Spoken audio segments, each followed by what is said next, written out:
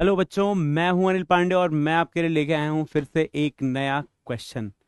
देखते हैं आपके कॉन्सेप्ट कितने स्ट्रांग हैं, कितने मजबूत हैं। तो देखो, क्वेश्चन है, if a human cell has 46 chromosomes and 6.6 picogram DNA, ये है आपका DNA content during G1 phase in a somatic cell, then find the number of chromosome and DNA content after.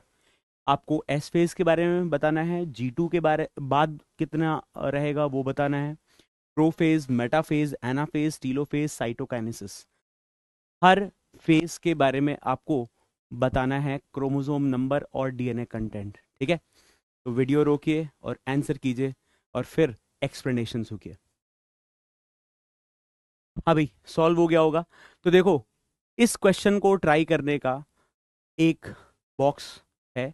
ये मैजिक बॉक्स क्या बोलता है, इस magic box में देखो, आप हर फेज को पहले लिख लीजिए। ठीक है, वैसे आपसे सिर्फ एक क्वेश्चन पूछा जाएगा एग्जाम हॉल के अंदर, बट मैंने यहां पर सारी पॉसिबिलिटीज लिख दी हैं।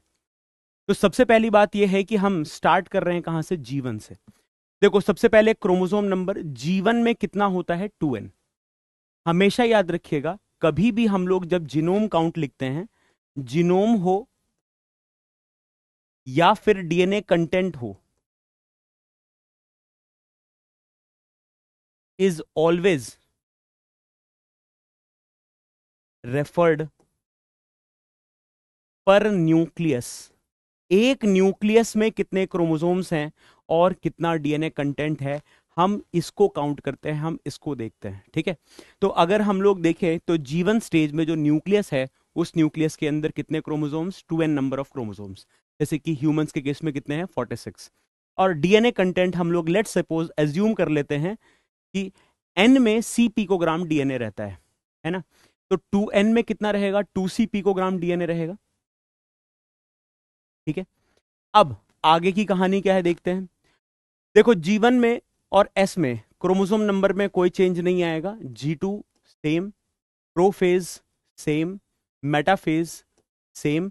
अब देखो, न्यूक्लियस खत्म हो चुका है, प्रोफेज के एंड में न्यूक्लियस डिसअपियर कर देते हैं ना, फिर आ जाता है मेटाफेज। एनाफेज में स्प्लिटिंग ऑफ सेंट्रोमियर हुआ था, और स्प्लिटिंग ऑफ सेंट्रोमियर की वजह से हमने क्रोमोसोम नंबर क्या कर दिए थे, डबल। स्प्लिटिंग ऑफ सेंट्रोमियर क्या कर देता है, क्रोमोसोम नंबर डबल कर देता है।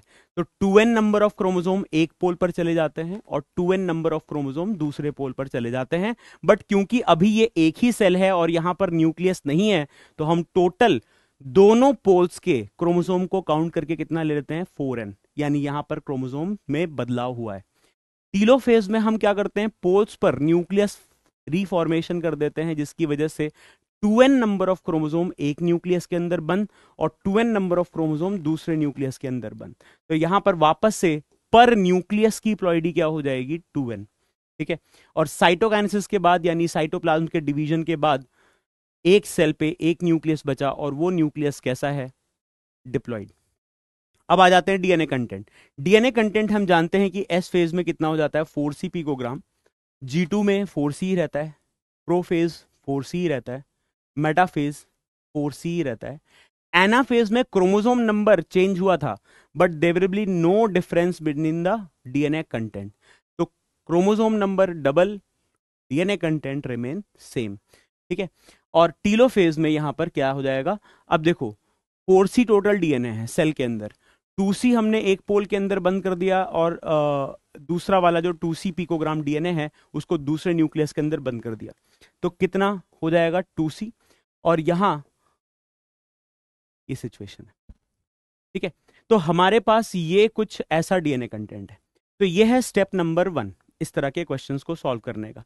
दूसरा स्टेप क्या है, हमें बताया क्या गया है G1 फेज के बारे में, और G1 में हमने कहा है कि हमारे पास 46 क्रोमोसोम एंड 6.6 पिकोग्राम डीएनए है।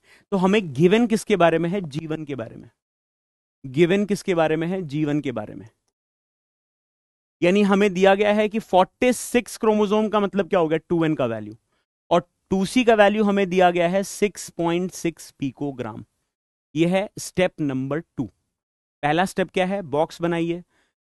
दूसरा स्टेप क्या है, उस बॉक्स में ये खोजिए कि आपको सवाल में गिवन क्या है। और अब बिल्कुल आसान हो जाएगा, अगर 2n का वैल्यू 46 है तो यहां पर भी 2n का वैल्यू 46, यहां पर भी 46, 46, 46, 92, अगेन 46, 46। आसान। वैसे ही अगर हमें 2c का वैल्यू गिवन है, क्वेश्चन में ही दिया हुआ था कि 6.6 पिकोग्राम डीएनए है जीवन में, और हम जानते हैं जीवन में क्रोमोसोम नंबर कितना होता है 2n। दैट मींस हमें, सॉरी 2c, तो हमें यह पता है कि 2c का वैल्यू 6.6 है, तो 4c का वैल्यू कितना हो गया 13.2, 13.2, 13.2, 13.2,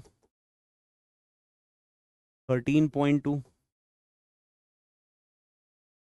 अगेन 6.6, 6.6। तो इससे आप किसी भी स्टेज का कैलकुलेशन कर सकते हैं। ऐसे ही क्वेश्चंस के लिए देखते रहिए मुझे यानी अनिल पांडे को। Thank you, all the best, take care and keep smiling.